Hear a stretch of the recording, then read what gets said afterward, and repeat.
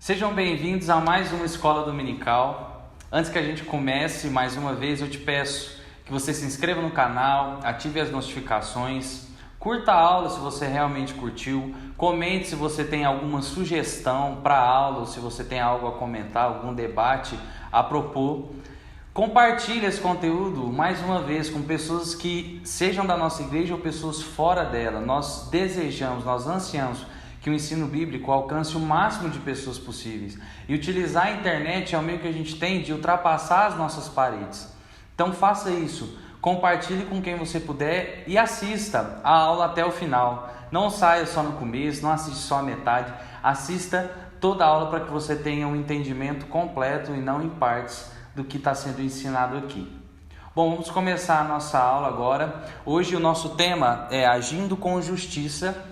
E o texto base está em Eclesiastes 8, de 10 a 17. Na história da humanidade, a desigualdade, a injustiça social sempre esteve presente. Fruto de uma natureza pecaminosa, que é a nossa, sem Cristo, a corrupção, a violência, a exploração, as desigualdades estão e sempre esteve presentes no nosso meio. Contudo, com o mundo globalizado, com cada vez mais informação, informatização, essas injustiças estão cada vez mais presentes no nosso dia a dia. Estão cada vez mais sendo exibidas, estampadas e descobertas e com fácil acesso para que nós testemunhemos essas injustiças. E na história da humanidade, independente do cristianismo, pessoas lutam contra essas desigualdades sociais, contra essas injustiças sociais. Se a gente for trazer para o nosso universo da juventude, em 2013, a Veja trouxe um dado a respeito do aumento do trabalho voluntário entre a juventude no Brasil, motivada principalmente por resolver os problemas, por uma sensação de talvez se sentir útil e valorizado, ou simplesmente para ter algo a mais na sua rotina para fazer, uma diversificação na rotina. E nesse texto de Eclesiastes, o nosso material trouxe esse tema da injustiça social e coloca, como Salomão demonstra nesse capítulo, a dificuldade que nós temos de enxergar a justiça em meio a tantas injustiças no nosso mundo. E é a partir daí, sobre o nosso papel na transformação social, através de uma visão bíblica, é que nós vamos discutir essa aula. No primeiro ponto, a gente tratou a respeito da origem. E nesse segundo ponto, nós vamos falar a respeito da motivação. Sucesso ou serviço? Por que nós nos voluntariamos? Por que as pessoas se voluntariam nessas causas a fim de erradicar as injustiças sociais? Nós vivemos uma sociedade que forma a nossa identidade a partir do que nós possuímos e do que nós fazemos. Ou seja, nós precisamos ter para ser, ou nós precisamos fazer para ser. E muitos de nós, preocupados com a pauta estritamente moral, nos aliançamos com esses movimentos de injustiça social a fim de nos autopromover. Lá em 1 Coríntios 13, Paulo nos fala: ainda que eu distribua todos os meus bens entre os pobres e entregue meu corpo a ser queimado, se não tiver amor, nada disso me aproveitará. Mas nessa passagem, Paulo diz a respeito do dom do amor, mas esse dom do amor que é o amor de Cristo. O amor sacrificial, o amor altruísta, desinteressado, o amor ausente de qualquer barganha, o amor sacrificial, o amor que não espera nada em troca, o amor por amor simplesmente. Estar envolvido em uma ação social, no voluntariado, numa filantropia, como quem faz para salvar a si mesmo, como quem faz para ter qualquer reconhecimento, mérito, um crédito, não compreendeu o Evangelho. A nossa motivação em estar envolvidas nessas causas que tentam erradicar as injustiças sociais tem que se fundar simplesmente no movimento de graça e amor, numa indignação amorosa por ver uma situação que é incompatível com o amor, com os princípios do Evangelho, com o caráter de Cristo, com o caráter do Deus que nós seguimos. Nós falamos da origem, nós falamos da motivação e agora nós vamos falar a respeito da diferença da justiça dos homens e da justiça do reino. Em Mateus 5:20, Cristo fala: porque vos digo que se a vossa justiça não excederem muito dos escribas e fariseus, jamais entrareis no reino dos céus. Aqui, se a gente faz uma interpretação dessa passagem, nós vemos que existe uma diferenciação entre a justiça dos cristãos, a justiça do reino, que é a nossa pátria, e a justiça dos homens. Nós vemos uma diferença pautada principalmente do fato de que a justiça dos homens é iniquidade. E o que significa isso? É uma justiça pautada na busca do seu direito. Mas se nós formos ver a cruz, que é a maior representação do amor e da justiça de Deus, nós vemos que ela difere no sentido de que Cristo, ao invés de buscar os seus direitos e nos condenar, ele abre mão de todos os seus direitos, ele abre mão de todos os seus privilégios para que nós pudéssemos ser justificados e salvos através do seu sacrifício.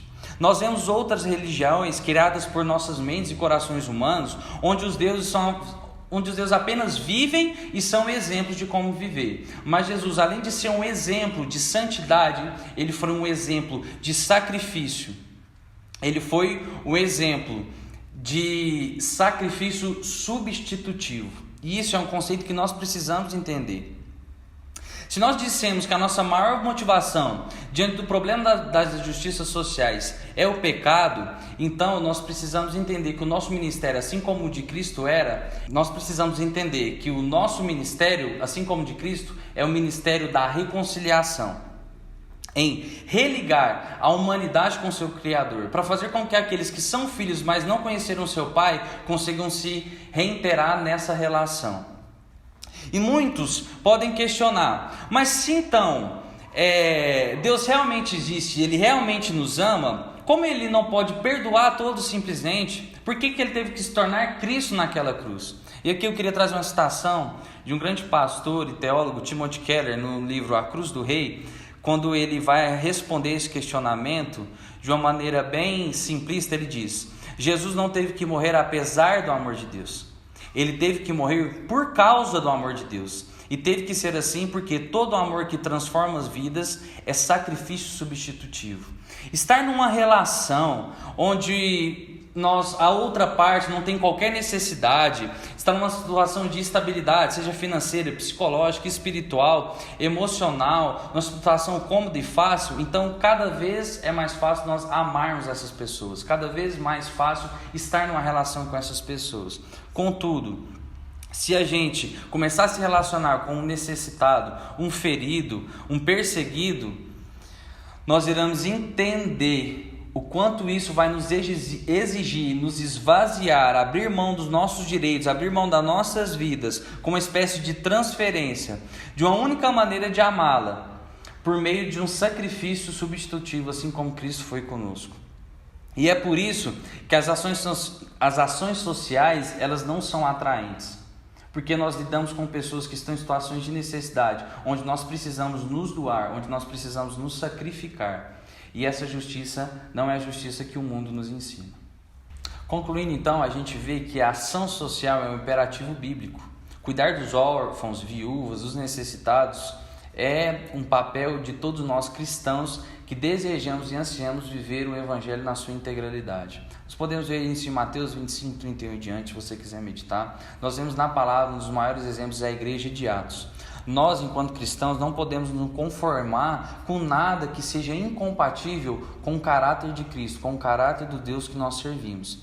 É necessário que a gente se responsabilize nessas relações a ponto de entregar as nossas vidas, de nos sacrificar a favor dos menos favorecidos, a fim de revelar quem Cristo é, a fim de que eles possam conhecer a Cristo, se arrepender dos seus pecados e serem perdoados, para que assim nós possamos erradicar as injustiças sociais. Só por meio da ação do Espírito Santo em toda a humanidade é que nós vamos conseguir de alguma maneira erradicar as desigualdades, a corrupção e tudo isso que nos assombra.